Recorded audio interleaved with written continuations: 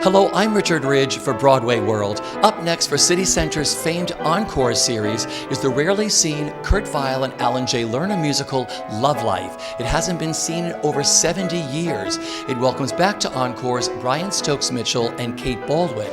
Under the direction of Victoria Clark, it will run from March 18th through the 22nd, and we drop by the rehearsal room to bring you a sneak peek and meet the company. Man and woman you've got to admire. They conquered cold and they conquered fire. They stuck together through thick and thin, through lots of good and through lots of sin. But there's one thing that beats some that you just can't subdue. One thing that defeats some that splits some up in two. And not love anything about which we're gonna sing.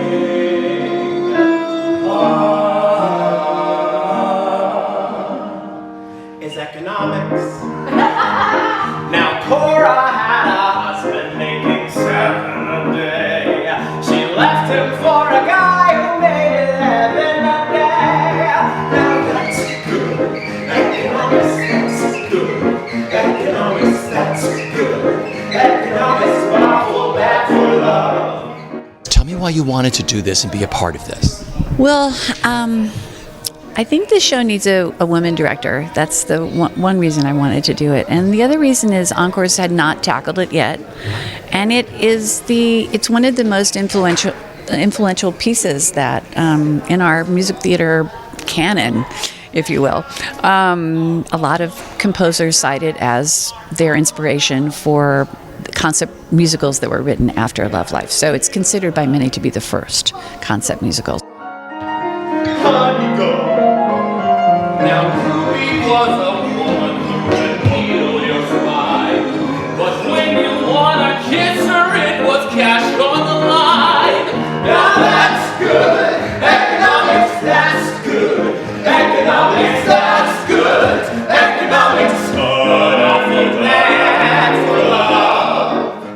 Thank you for opening your rehearsal room once again for Encores. This is really exciting. How exciting is this for you two?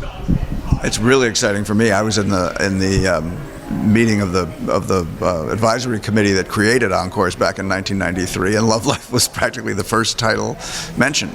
But I think everybody in that committee believed that the Encores series ought to establish itself a little bit more before doing a show that no one had ever heard of. So we spent 27 years establishing ourselves, and now we're doing Love Life. Well, it's a perfect show for Encores to be doing. It's this Kurt Weill and Alan J. Lerner, their only collaboration, two of the greats, and it's a show that people I don't think have seen or are that familiar with, and it's so rich and so unique, this show. It doesn't behave like any other show, and so I think it's a perfect place for us, for people to come see this. It was late at night, 6:15. you were dressed in white. I was all in green. That's right, I remember it well. It began to pour. It was warm and clear. We were in the store. We were both out here. That's right, I remember it well. That song was called I Remember It Well, and it's a loving moment for Sam and Susan, who, you know, despite having common experiences, don't remember it completely differently, and the love and the joy that brings. Lyrics sort of appeared later on in Gigi. Yeah, when I heard it the first time I heard this song. I heard a recording that somebody had done it. I thought, I know this song. Why do I know this song? What is this song? And I thought, it's Gigi. That's exactly. And there are moments through the score that you'll hear Carousel, and you'll hear Chicago, and you'll hear, you know what I mean? There's like, it feels familiar. There's a Kiss Me Kate, yeah. Kiss Me Yeah, Kate so they were all, influencing each other.